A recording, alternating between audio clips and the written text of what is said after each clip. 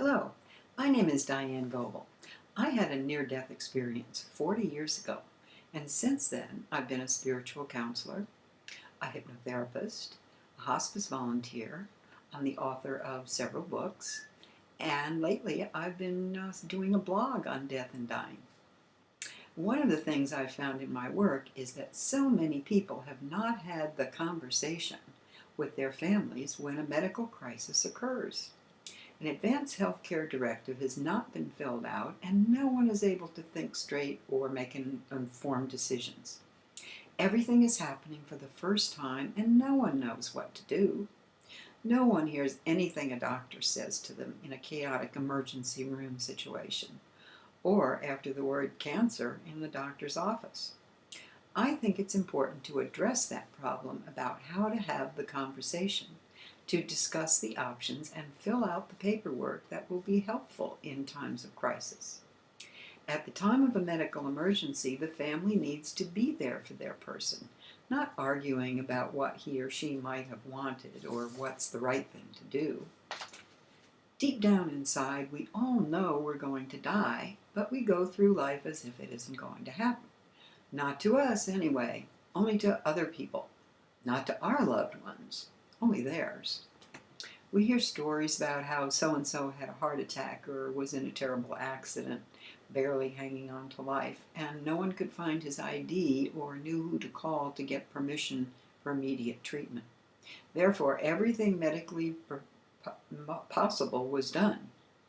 The hospital did its part, the doctors did their part, the operation was a success, but the patient is brain dead, hooked up to life support.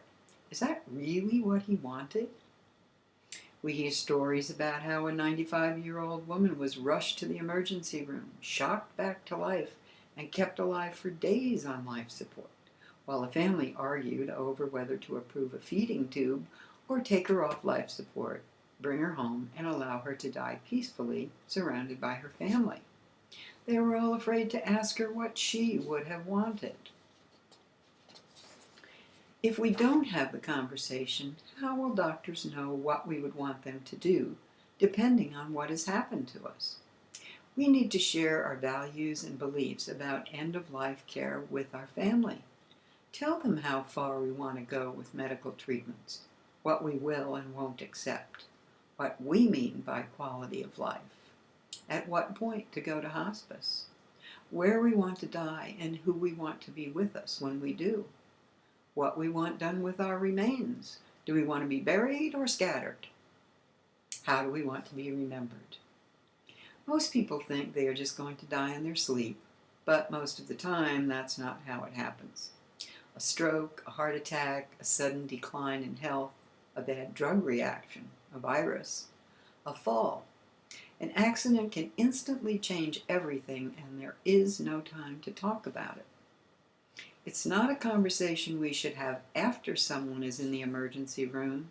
It's not even a conversation we should have after an unexpected life-threatening medical diagnosis. It's less threatening to have the conversation before it becomes necessary, while we are young and healthy. The family needs to get together around the kitchen table with everyone joining the conversation and filling out their own advanced healthcare directive together, so everyone knows what everyone wants, just in case.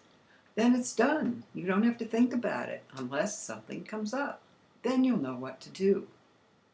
Each person designates a healthcare representative and an alternate to speak for them in the event they become unable to understand or communicate their wishes.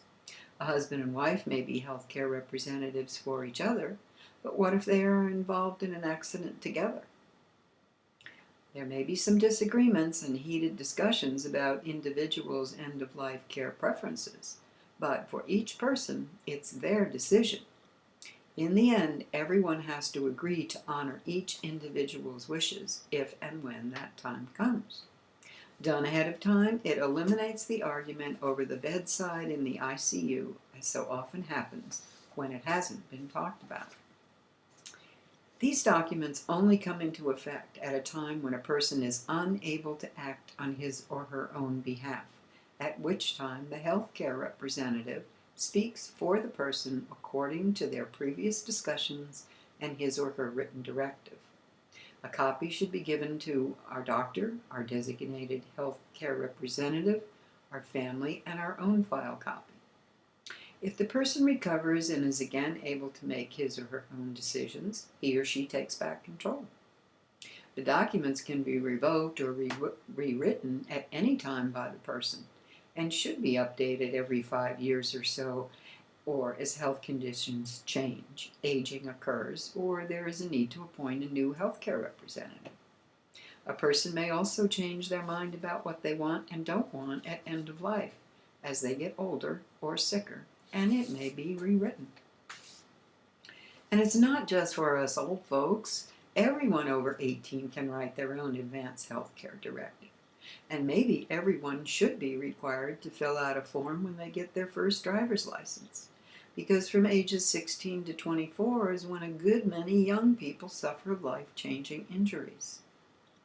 It is also important for parents to discuss potential health care options in case their children become critically ill or hurt in an accident. As difficult as it might seem to think about when your children are young and healthy, it becomes even more difficult after something happens that forces you to think about how far to go with treatments, life-saving measures, invasive procedures, and when to stop and take your child home. Your values, your beliefs, and your life experiences in consultation with your physician will determine what you decide about your future healthcare planning. There is no right or wrong or only one way to do things. The important thing for everyone's peace of mind is to have the conversation and have your whole family fill out advance healthcare directives. So the hard part is taken care of. I'm going to produce a series of educational programs about having the conversation to help people manage their future healthcare needs. In the video, you'll see and hear real families having the conversation, discussing what they want for their own end-of-life care and filling out their own advanced healthcare directives. We'll be talking to healthcare professionals and clergy about the value of having the conversation and having the paperwork at the time it is needed. If you would like to send us a video with your own thoughts or your family's conversation about end-of-life care, we may use it in our video production. We will also be discussing the Death with Dignity Act, which is available to terminal patients in Oregon, Washington, Montana, Hawaii, and possibly Massachusetts, which has it on the ballot this November. This controversial topic is being discussed all over the world these days. I cover the pros and cons in my blog at dianegoebel.wordpress.com. And you're welcome to comment on the blog or send us a video with your story about end-of-life struggles. If you'd like to see this important information getting out and can help with financial support, please email me at dianegoebel@mac.com. Contributors will be rewarded with copies of the DVDs, private consultations with me or others involved in the production, acknowledgement of support on the credits, percentage of royalties, and other rewards we come up with to encourage participation. Thank you for listening, and I look forward to hearing from you.